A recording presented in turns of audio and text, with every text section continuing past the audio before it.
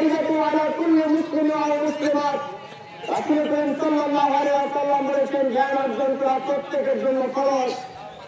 কিন্তু অত্যন্ত দুঃখের বিষয়, পরিপাকের বিষয়, আমরা মুসলমান হওয়া সত্ত্বেও যে জ্ঞান অর্জন আমাদেরকে করতে হবে, যে জ্ঞান আল্লাহ রাব্বুল আলামিন তার প্রিয় হাবিবের কাছে সুদীর্ঘ 23 বছর নবুয়তের জিন্দেগিতে বিভিন্ন প্রয়োজনের প্রেক্ষাপটে অবতীর্ণ করেছে, সে ওহীর জ্ঞান, কোরআনের জ্ঞান আমাদের ভিতরে না।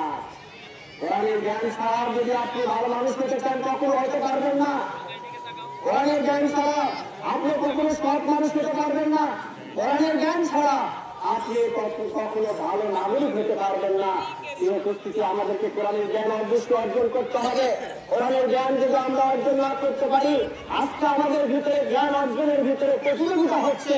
দুনিয়াবী জ্ঞান অর্জনের জন্য আমরা প্রতিযোগিতা করছি, কিন্তু কোরআনের জ্ঞান অর্জন করার ক্ষেত্রে আমাদের কোনো প্রতিযোগিতা নাই। আমরা সারা মাসে রমজানের ভিতরে আমাদের এলাকায় যত হাফেজখানা আছে সব হাফারে সেই সব নিয়ে আমরা জান্নাতে যাব। কিন্তু দুঃখের বিষয় আমার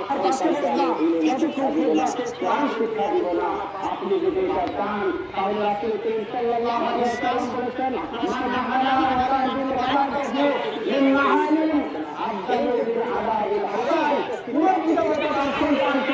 উত্তম চরিত্রের চাইতে ভালো কিছু দিতে পারলে আপনার সন্তানকে যদি উত্তম চরিত্রে শিক্ষা দিতে পারেন, আপনি যদি আপনার সন্তানকে নৈতিকতা শিক্ষা দিতে পারেন, এর চাইতে আপনার সম্পদ আপনি রেখে যাবেন। এই সম্পদ আপনার ছেলে ছাড়বে না। আপনার ইজ্জত আছে, আপনার মর্যাদা আছে, মান আছে, সব কিছু আপনার ছেলে আপনি মারা যাওয়ার সাথে সাথে বিশ্বাস করে দেবে। এমন একটা সম্পদ হবে, এই সম্পদের কারণে চরিত্রহীনার কারণে মানুষ কিন্তু আপনাকে গালি দিবে, মানুষ আপনাকে গালি দিবে। আমার এলাকায় আমি দেখি এই টাকাগুলো আসলে দিতে পারি না। এই রাজ্য শিক্ষক ছিলেন, অস্ত্রে এসেছেন, অনেক তার সুনাম ছিল, তার ছেলেটা এমন বাজাফির হয়ে গেছে, মানুষ প্রথমে আগে গাড়ি পারে যে দু একটা জঙ্গল রেখে গেছে। উপস্থিতি এই জন্য রাত্রির হাদিস, আপনার সন্তানকে আপনি অ্যাম্বুলেন্স বানান, সমস্যা নাই, ডাক্তার বানান, ইঞ্জিনিয়ার বানান, যত কিছু করেন কোনো সমস্যা নাই, কিন্তু আপনার সন্তানকে নৈতিক শিক্ষা দেওয়া এটা হচ্ছে আপনার জন্য খরচ।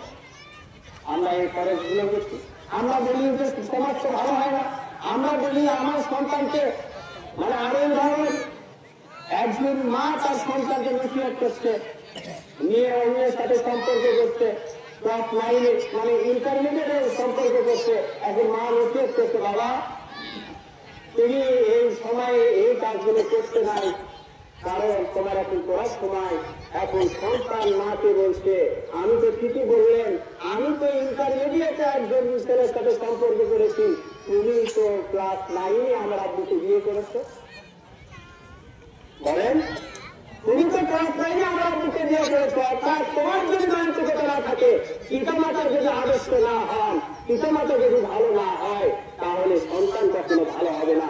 নৈতিক চরিত্র আগে আপনার ঠিক করতে হবে, আপনাকে অনুধাবন করতে হবে, নিজেকে আগে প্রাণের কাছে স্পষ্ট রাখতে হবে, তারপরে আপনি সন্তানকে ভালো করার চেষ্টা করেন। এই অবস্থিতি এই যে আমাদের মাঠের